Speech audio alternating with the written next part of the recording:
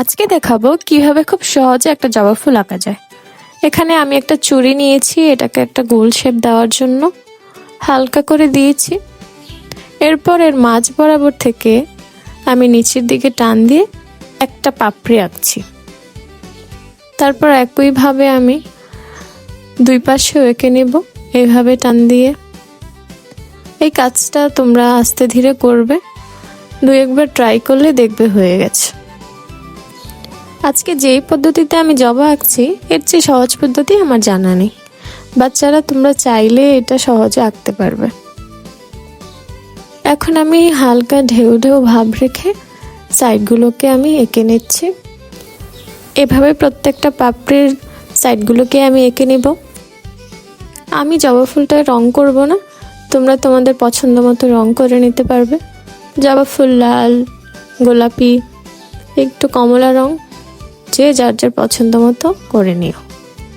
জবা ফুলের প্রতিটা পাপড়ি যেন প্রকৃতির হাসি, তাই আমি প্রতিটা পাপড়ি খুব যত্ন নিয়ে এঁকেছি। এখন আমি আঁকবো জবা ফুলের মাঝে যে একটা লম্বা দণ্ড থাকে সেটা। তার জন্য আমি দুইটা লাইন টেনেছি, শেষ অংশে এটাকে জোড়া দিয়েছি। তারপর একটু একটু করে ছোট ছোট টান দিয়ে নিচ্ছি। তারপরে মাথাগুলোর মধ্যে আমি গোল গোল বৃত্তর মতো দিব ছোট ছোট। ঠিক আমি যেভাবে করছি তোমরাও সেভাবে দেওয়ার চেষ্টা করবে।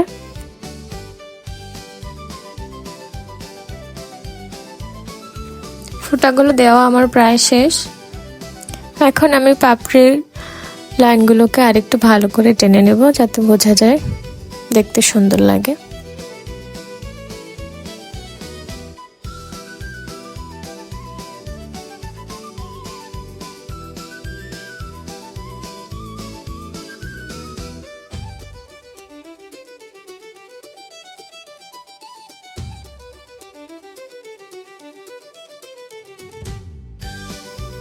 তারপর এভাবে মাঝখান থেকে একটু একটু করে টান টান দিয়ে নেব, যাতে এটা আর একটু রিয়েলিস্টিক লাগে।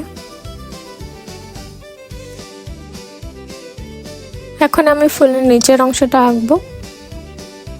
তার জন্য এভাবে দুইটা টান দিয়ে নিয়েছি। এইভাবে নিচের দিকটাও শেপ করে নেব। আমি কিভাবে করছি তোমরা একটু মনোযোগ দিয়ে দেখলে সেটা বুঝতে পারবে। ফুলটা যে ডালে ধরেছে আমি এখন সেটার একটা আকৃতি দেওয়ার চেষ্টা করছি। তারপর এটার মাথা থেকেই আমি জবা ফুলের পাতার একটা শেপ দিয়ে নিচ্ছি।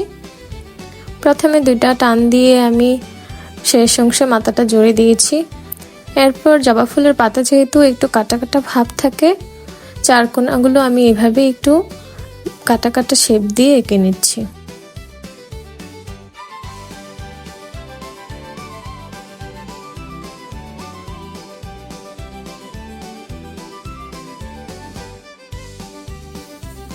তারপর দুই পাশে আমি এভাবে পেন্সিলের সাহায্যে টান টান দিয়ে নিব।